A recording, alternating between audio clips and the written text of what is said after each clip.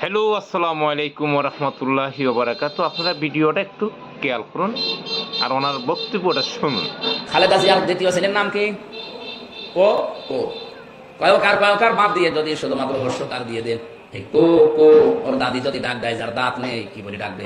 কুকুর। যাক, নিশ্চয়ই আপনারা ওনার বক্তব্যটা শুনছেন। উনি অত্যন্ত আলেম মানুষ। আসলে ওনাকে ভালো জানতাম।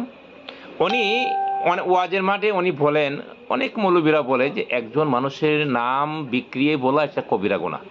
তো আমি সেই হামিদ হামজা সাহেবকে আমি প্রশ্ন করতে চাই যে আপনি যে কুকুর নাম বিগড়িয়ে আপনি ওয়াজের ময়দানে আপনি হাস্যকরভাবে আপনি কথাটা বলতেন, এটা কি আপনার বেলায় কবিরা গুনাহ হয়নি? আচ্ছা বলেন তো বন্ধুরা, ওনাকে আমি কিছু আর বললাম না, অতটুকুই বললাম। নাইলে ওনাকে বাস দেওয়ার মতন অনেক কিছু আসিল, তবে আমি আজকের জন্য ওনাকে এখানে ক্ষমা করে দিলাম।